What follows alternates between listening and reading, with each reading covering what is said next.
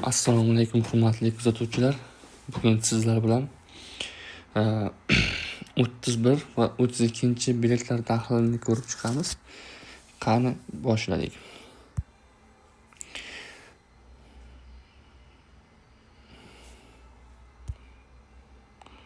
Albatta bugun birinchi tilni to'g'rilab olamiz buni.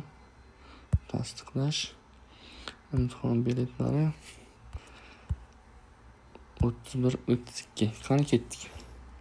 31-savolda belitda birinchi savol. Ushbu belgilar amal qiladigan hududda nogiron taniqlik belgisi bilan belgilangan avtomobilga to'xtashga ruxsat etiladimi desa, albatta ruxsat etiladi.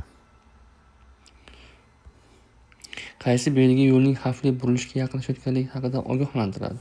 Albatta ikkinchi belgi. Qaysi yo'llarda harakatlanishga ruxsat etilgan desa, bunda ikkita yo'nalishga ham harakatlanishga ruxsat etilgan. A va B yo'nalishlariga. Avtomagistralda boshqarishni o'rganish. Do'stlar, avtomagistralda boshqarishni o'rganish taqiqlanadi. Har qanday holatda ham. Avtomobil chorrahani quyidagi tartibda kesib o'tadi. Ko'rishimiz mumkinki, biz bu holatda o'ng qo'l qoidasiga rioya qilamiz. Qaysi avtomashina o'ng tarafi bo'sh bo'lsa, demak ushbu avtomobil birinchi harakatlanadi. Demak, birinchi ko'k o'tgandan so'ng qizil o'ngga o'tgandan so'ng keyin qizil va oxirida yashil avtomobil. Demak, ko'k, qizil, yashil degan javob to'g'ri bo'ladi. Mazkur shartda shatakka olishni amalga oshirishning yo'l qo'yilgan eng yuqori tezligi qanday? Hurmatli kuzatuvchilar, har qanday holatda ham shatakka olganda transport vositasi maksimal tezligi 50 km/s bo'lishi kerak. Demak, mana bu 80 belgiga biz chalg'ib 80 deb tanlashimiz xato bo'ladi. Yo'l yoqasi mavjud bo'lganda haydovchi transport vositasini qayerda to'xtatish kerak? Yo'l yoqasi ustida bo'ladi. Yengil avtomobil haydovchisi qanday qoidalarni buzdi? To'xtash va to'xtab turish qoidalarini buzdi.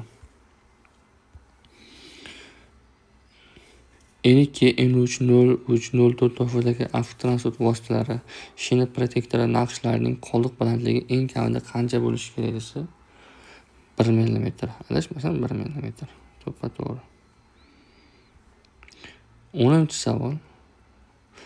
Mexanik transport vositalari va uning tirkamalarining egalari texnik holatdan qat'iy nazar xarid qilgan paytdan boshlab qancha muddat mobaynida davlat yo'l harakati xavfsizligi xizmatida ro'yxatga o'tkazishlari kerak bo'lsa, men o'zim davlat yo'l harakati xavfsizligi xizmati buni yo'ydim o'zimcha 10 kun bo'ladi, hurmatli kuzatuvchilar.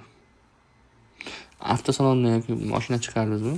Bilsangiz, sizga qog'oz yopishtirib bergan bo'ladi, 10 kunlab turgan bo'ladi. 10 kun yurishingiz mumkin. 10 kundan keyin o'sha mumkin emas, siz ro'yxatga o'tkazishingiz kerak 10 kun ichida. Demak, ko'rishimiz mumkin 100% topshirdik. Ana endi 32-bilet tahliliga ko'rib chiqamiz. Qani boshladik. 32-biletda birinchi savol. Quruq yo'lda darhol to'xtash uchun nima qilish lozim? Ulagichni ajratish, shundan keyin darhol tormoz pedalini bosish. Yo'q. Uzatmani almashtirish va tormoz pedalini keskin bosish. Keskin bosish avtotransport vositasini ag'darilishiga yoki sedarishiga sabab bo'ladi. Tormoz pedalini ulagichni ajratmasdan bosish kerak. Bu belgi nimani bildiradi? To'la vazni 3,5 tonnadan ortiq bo'lgan yuk avtomobilining majburiy harakat yo'nalishini. Faqat yuk avtomobillari uchun harakat yo'nalishini. Yuk avtomobillari transport o'zgalar mashinalar uchun agar chorrahada yo'nalishlarda birida harakatlanish taqiqlangan bo'lsa tavsiya etilgan harakat yo'nalishini. Shahararo yuk tashuvchi yuk avtomobillarining harakat yo'nalishini.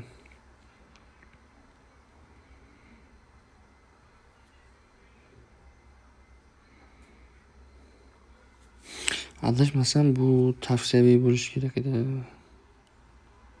To'g'ri. Ushbu yo'l belgisi oldindan nima borligidan ogohlantiradi. Suv to'siqli yo'l qismida ko'tarma ko'prik borligini, daryo yoki suv havzasiga qirg'oqqa chiqishni bildiradi. Hurmatli kuzatuvchilar, bu ana shu savol keladi yana. Aholi punktlardan tashqarida qaysi belgi takrorlanishi mumkin desa, mana shu belgi bo'ladi hali. Avtomobil chorrahani quyidagi tartibda kesib o'tadilar. Hurmatli kuzatuvchilar, buni oldingi testlarda ham tahlil qilganmiz. Ushbu holatda qizil avtomashina chorrahaga chiqadi ko'kka yo'l berish uchun. Shunda to'g'ri o'ng qo'l qoidasiga rioya qilinadi haqiqatan.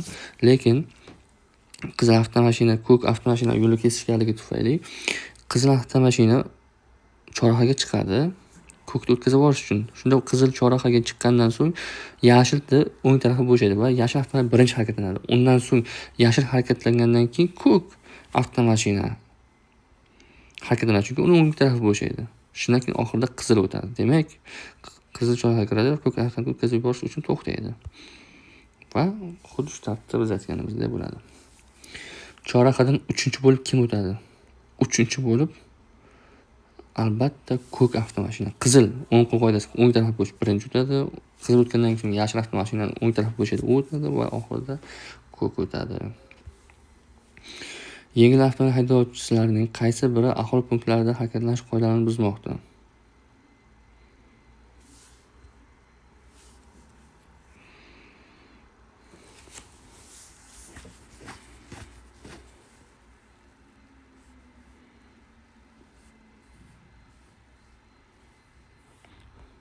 Ikkasini buzmayapti.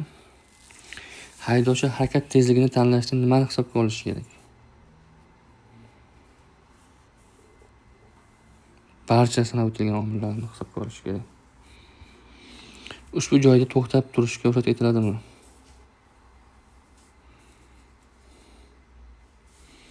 Ushbu joyda taqiqlanadi. Chunki belgi bor.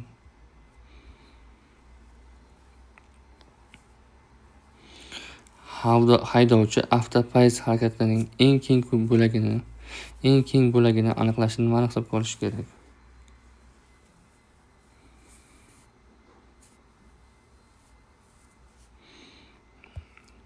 Ushbu javob to'g'ri bo'ladi. Qani ketdik. Ushbu savolni yodlab qolishga tavsiya qilinadi. Yengil avtomobillarning oldingi o'rindig'ida bolalarni tashishga ruxsat etiladimi?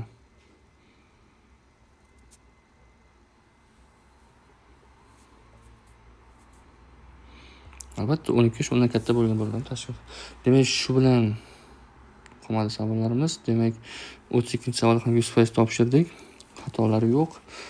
Bizni kuzatishda davom etinglar. YouTube kanalimizda agar bizni YouTube'da kuzatayotgan bo'lsanglar, o'zi jonli tahlillarni boshlaganmiz.